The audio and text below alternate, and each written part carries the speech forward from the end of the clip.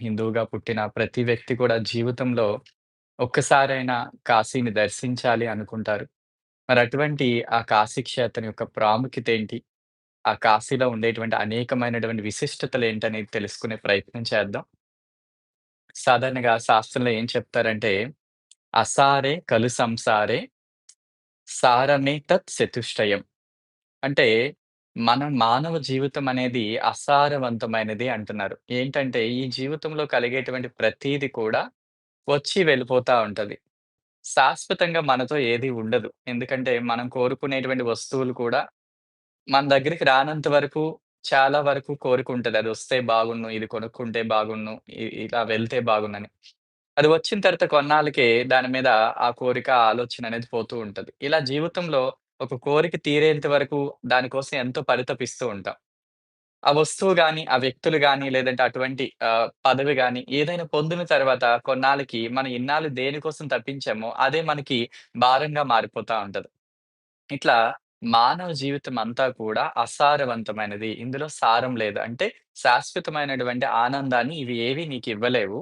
ఇంకోటి వీటి వల్ల ఇక్కడ శాశ్వతమైన ఆనందం లేదు. అలాగే మోక్షానికి కూడా ఇవేవి కారణం కావు.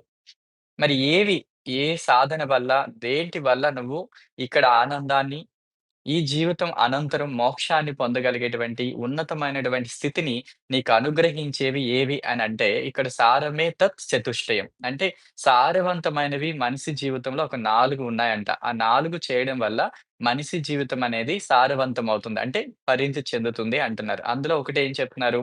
కాశ్యాం వాసః.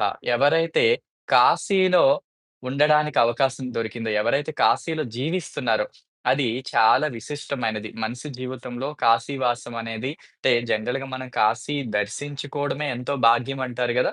మరి అటువంటి కాశీ ఒక్కసారి వెళ్లి దర్శించుకుంటేనే ఎంతో భాగ్యం అనేటువంటి స్థితి నుండి కాశీలోనే జీవించగలగడం అనేది ఎంత గొప్ప విషయం. ఇదొకటి. అలాగే ఏం చెప్తున్నారు? సకాం సంగః అంటే మంచి మహాత్ములతో, గొప్ప గొప్ప వ్యక్తులతో మనం స్నేహపూర్వకంగా ఉండడం, వారి యొక్క సమక్షంలో ఉండడం అనేది కూడా మనిషి జీవితం తరించడానికి ఎంతో ఉన్నతమైనటువంటి స్థితిని కలిగిస్తుంది. ఎందుకంటే మహాత్ములు, గొప్ప గొప్ప జ్ఞానులు, యోగులు అటువంటి వ్యక్తుల దగ్గర మనం నివసించడం, వారి యొక్క పరిసరాల్లో మనం ఉండడం, వాళ్ళతో అంటే స్నేహంగా ఉండడం, వారి నుండి అంతో ఇంతో మంచి విషయాలు నేర్చుకునేటువంటి అవకాశాన్ని కలిగి ఉండడం అనేది కూడా మనిషి జీవితంలో ఉద్ధరణకి ఎంతో ఉపయోగపడుతుంది. ఎందుకంటే వారి యొక్క మాటల ప్రభావం వల్ల, వారి యొక్క బోధనల ప్రభావం వల్ల వీరి జీవితాల్లో ఎంతో కొంత పరిణితి అనేది ఉంటుంది. ఇంకేం చెప్తున్నారు? గంగా బహ అంటే గంగా నదిలో స్నానం చేయడం అనేది కూడా మనిషి యొక్క జీవితం యొక్క ఉన్నతికి ఎంతో ఉపయోగపడుతుందని చెప్తున్నారు. అలాగే నాలుగవదేంటంటే శంభు సేవనం. అంటే పరమేశ్వరుడిని సేవించడం అనేది, పరమేశ్వరుడిని నిరంతరం పూజించడం అనేది కూడా మానవుడి యొక్క ఉన్నతికి ఎంతో ఉపయోగపడుతుంది. నిజానికి పరమేశ్వరుడి యందు భక్తి కలగాలన్నా కూడా ఎన్నో జన్మల పుణ్యం ఉండాలంటారు.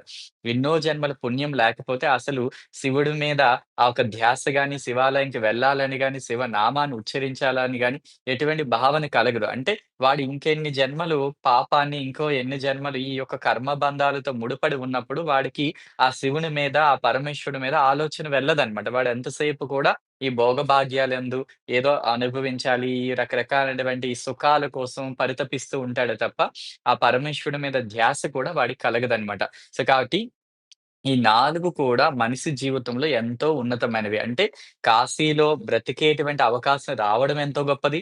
అలానే గొప్ప గొప్ప సజ్జనులు, గొప్ప గొప్ప మహాత్ములతో స్నేహపూర్వకంగా గొప్ప గొప్ప మహాత్ముల యొక్క సన్నిహితం దొరకడం అనేది అంటే వారి దగ్గర మనం ఉండే అవకాశం దొరకడం అనేది కూడా మనిషి జీవితంలో ఎంతో ఉన్నతమైనది. అలానే రోజు గంగా నదిలో స్నానం చేసే అవకాశం దొరకడం కూడా చాలా చాలా గొప్పదంటారు. ఎందుకంటే అందరికి దొరకదు కదా! గంగా నదిలో స్నానం అనేది.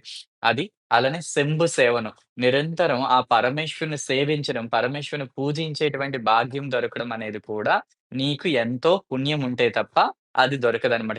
మరి ఇక్కడ మనం చూసినట్టయితే ఈ 4 కూడా ఎక్కడ దొరుకుతాయయ్యా అంటే కాశీలోనే మనకి దొరుకుతూ ఉంటాయనమాట. ఎందుకంటే కాశీ వెళ్ళే వాళ్ళు చాలా మంది తమ యొక్క జీవితంలో ఇంకా కాశీలోనే కన్నుమూయాలని అందరూ వెళ్ళిపోతా ఉంటారు. అట్లా కాశీలో మరణిస్తే మనకు చెప్తారు గదా! కాశ్య మరణం ముక్తిహి అంటారు. కాశీలో ఎవరు మరణిస్తారో వారు ముక్తిని పొందుతారు అని చెప్పేసి శాస్త్రం చెప్తుందనమాట.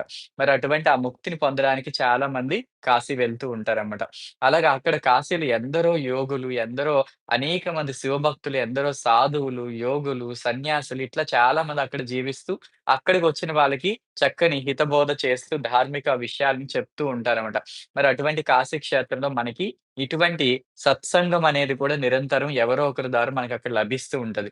ఇంకా గంగా స్నానం. సో, కాశీ అంటేనే గంగా, గంగా అంటేనే కాశీ. మరి అటువంటి ప్రదేశంలో గంగా స్నానం అనేది రెగ్యులర్‌గా మనం చేసే అవకాశం ఉంటుంది. శంభు సేవనం. పరమేశ్వరుని సేవించుకోవడానికి కూడా చాలా అవకాశాలున్నాయి. ఎందుకంటే కాశీ అంటే ఒక దేవాలయం కాదు. కొన్ని వందల, వేల దేవాలయాలతో నిర్మితమైనటువంటి ఒక అద్భుతమైన ఆధ్యాత్మిక క్షేత్రం. అడుగడుగునా లింగాలుంటాయన్నమాట. మరి అటువంటి క్షేత్రంలో ఏ ఒక్క లింగం దగ్గరికి వెళ్లి నువ్వు పూజ చేసుకున్నా గూడా, నువ్వు ఆ పరమేశ్వరుని యొక్క సేవలో నువ్వు తరించడానికి అవకాశం ఉంటది. ఈ 4 కూడా దొరికే ఏకైక ప్రదేశం మనకి ఆ పరమేశ్వరుడు కొలువైనటువంటి కాశీ క్షేత్రం అని చెప్తారు.